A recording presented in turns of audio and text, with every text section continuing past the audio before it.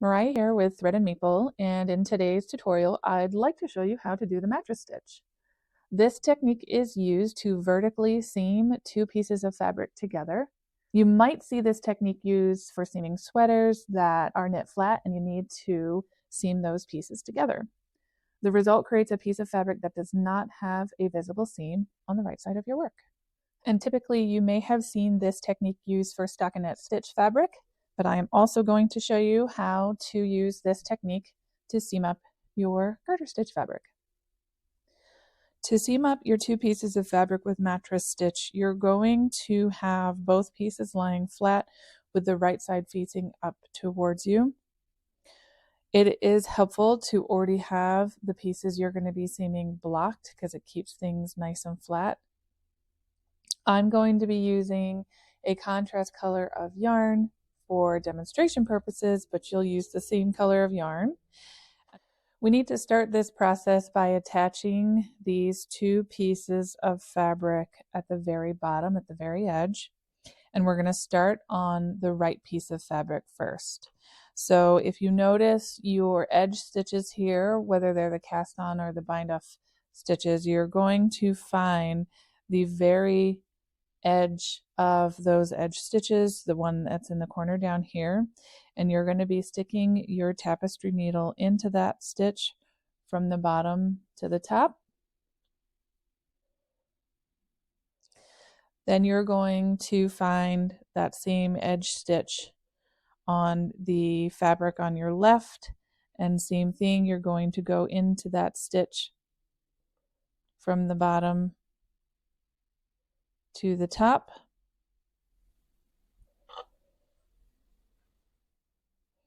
Don't pull those stitches all the way tight.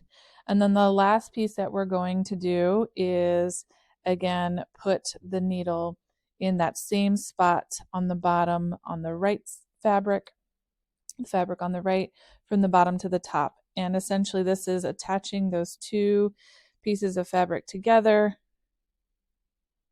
and it's going to create, you can see here, this little figure 8. Now for this step, you're going to be repeating throughout this process.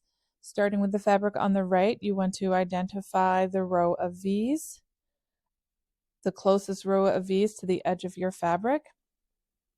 You're going to find that first V on the edge of the fabric, and you're just stepping in to the left, and you're going to go right next to that V, picking up the ladder that's right next to it.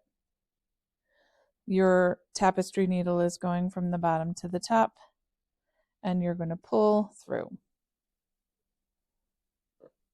Again, keeping things loose here. We're going to come now over to the fabric on the left. Same thing, we want to identify the row of V's. We are coming just next to that row of V's, and we're going to find the first ladder next to our V's, and inserting our tapestry needle from the bottom to the top.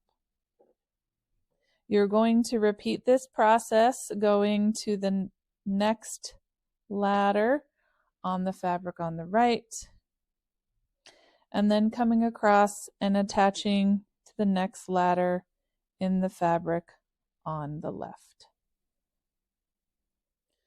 And once you've seamed all the way up and you've gotten to the top, you just want to make sure you grab the edge stitch of your cast on or bind off on one side, and then just simply come over and grab the edge stitch on the other side.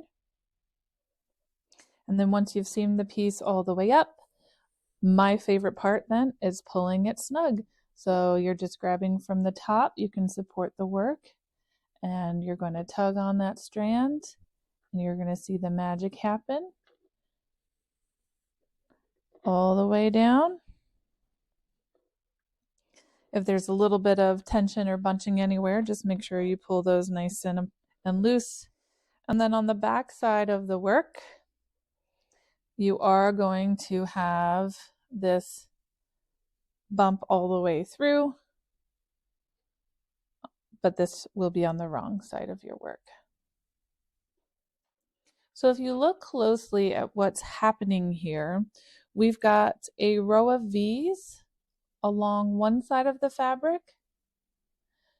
The seam is coming out right next to this row of V's and attaching right next to the row of V's on this fabric.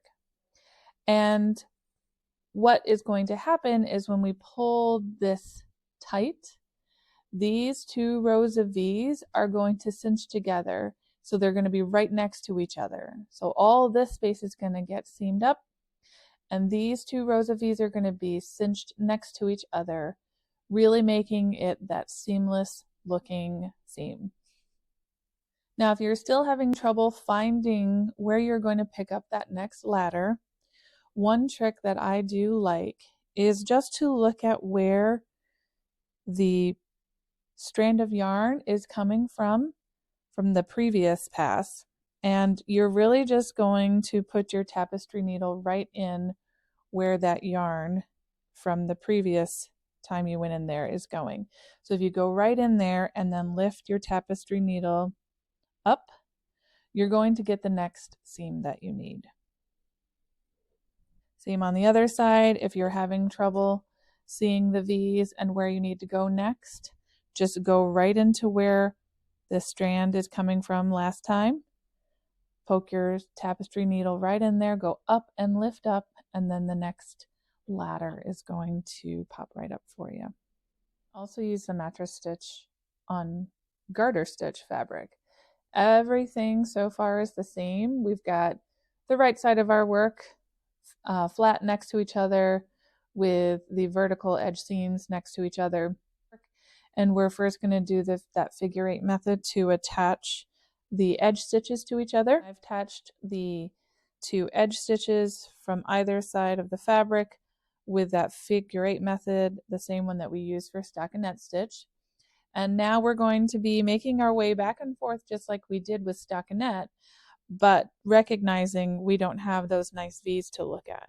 What we have are the garter ridges. And in the garter ridges, if you look closely, each ridge is going to consist of what I like to think of as a smiley face, or the one stitch that curves upwards, and then the frowny face, the stitch that curves downwards. So you want to take a close look at your fabric, and you are going to be picking a smile or a frown on one side of your fabric and the opposite on the other. So in my case, I'm looking at this first ridge, and I see a frown and then a smile, and then right on the edge I see what is a frown. So just as in with stockinette, I'm going into that stitch from the bottom to the top, pull through, keep some fabric there for you, and now the ridge on the fabric on the right, I am going into this stitch here, which is the smiley face. So again, for me, I've picked that I'm going to be picking frowns on this side and smiles on this side. So however it works out for your fabric, you're going to keep that consistent. And again, just like in mattress stitch, once you're done seaming, you're going to grab the top, support your fabric, and just pull. And again, my favorite part, watching the magic happen as they seam together. And here you should hopefully be able to appreciate how the ridges of that garter stitch fabric really continue all the way across without any breaks. And here's how it looks on the back. So you can see the ridges broken up here on the back side of your fabric.